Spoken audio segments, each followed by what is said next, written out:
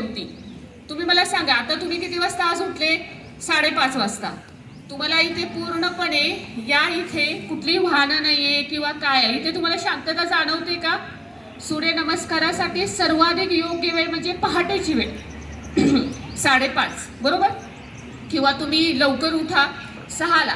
त्याच्यानंतर ज्यांना कुणाला पहाटे लवकर उठून सूर्यनमस्कार शक्य नाहीये त्याच्यासाठी योग्य काय की आपलं जे पोट आहे, जर आपण चहा तर आपण प्यायचाच नाहीये, पण जर काही द्रव पदार्थ पिला असेल, सरबत पिलाय, पाणी 1 ग्लासभर पिलेला आहे, तर अर्ध्या तासाने सूर्यनमस्कार करायचा. आणि जर आपलं जेवण केलंय, आपण नाश्ता केलाय, आपण घन पदार्थ जर खाल्लेला आहे, तर आपण किती वेळाने सूर्यनमस्कार करायचा? 3 ते 3.5 तासांनी तो सूर्यनमस्कार करायचा आहे. आलं लक्षात?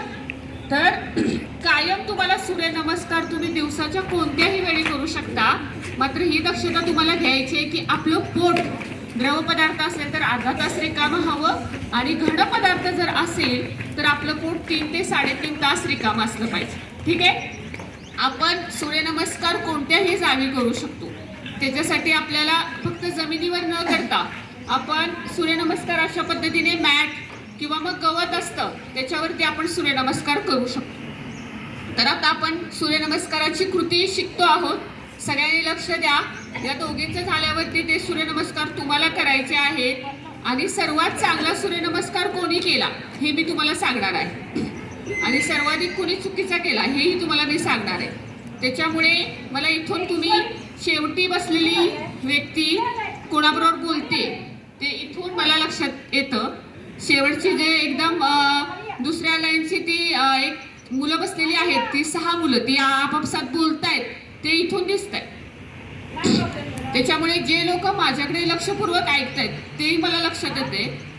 या टोकापासून त्या टोकापर्यंत कोण मुलं माझ्याकडे बघत नाहीयेत, त्यांनी जरी मान जरी हलवली तर मला इथून ते दिसतंय. तुम्ही इथं येऊन एकदा बघा.